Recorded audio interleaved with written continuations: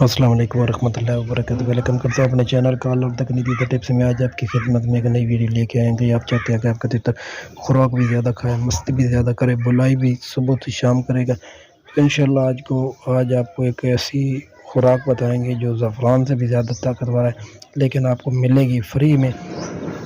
وہ کہاں ملتی ہے وہ اس ویڈیو میں آپ کو دکھائیں گے، انشاءاللہ ویڈیو کے ساتھ جڑے رہیں۔ اگر آپ میرے چینل پہ نئے ہیں تو چینل کو سبسکرائب کر دیں، بیل کے بٹن کال پہ پریس کر دیں تاکہ جب بھی میں نئی ویڈیو اپلوڈ کروں گا تو آپ کے پاس نوٹیفیکیشن آ جائے گا۔ ویڈیو سٹارٹ کر دیں۔ آپ کے پاس جو بھی تتر ہے اس کو آپ یہ بوٹی کھلائیں۔ یہ بوٹی عام طور پہ اس کو بتل کہتے ہیں۔ یہ ہاضمے کے لیے بہت زبردست ہوتی ہے۔ کالا اور دکنی تتر جو ہوتے ہیں اکثر جنگل میں تتر کھاتے ہیں۔ یہ کھانے سے تتر خوراک بھی زیادہ کھاتا ہے اور مستی بھی زیادہ کرتا ہے۔ یہ زیادہ تر نالوں میں ملتی ہے اور اس قسم کے ماحول میں ملتی ہے، اس قسم کے نالوں میں ملتی ہے۔ آپ یہ دوسرے تیسرے دن اپنے تتر کو لازمی دیں۔ اس طرح چھوٹے چھوٹے ٹکڑے کر لیں، یہ اس طرح کریں گے تو تتر آپ کا کھا جائے گا۔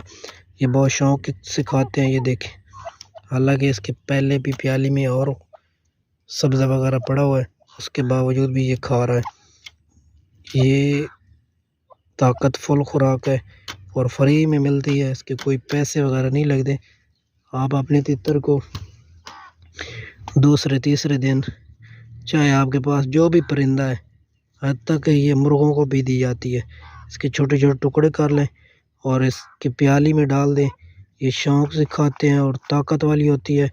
اس کی بزرگ کہتے ہیں کہ اس کی اتنی طاقت ہے کہ زعفران جو ہوتی ہے اس سے بھی زیادہ اس کی طاقت ہوتی ہے۔ آج کل آپ بہتر جانتے ہیں کہ زعفران بہت مہنگی ہے اور یہ جو بتل بوٹی ہے بہت سستی ہے، فری میں ملتی ہے، دیہاتوں میں اکثر ملتی ہے اور نالوں میں ملتی ہے، اس کی پہچان ہے۔ آپ اپنے تتر کو دیں، مرغے جو بھی آپ کے پاس ہے پرندہ ہے اس کو یہ کھلائیں دوسرے تیسرے دن۔ اگر زیادہ نہیں ملتی تو ہفتے میں ایک بار لازمی کھلائیں، پھر انشاءاللہ آپ رزلٹ خود دیکھیں گے۔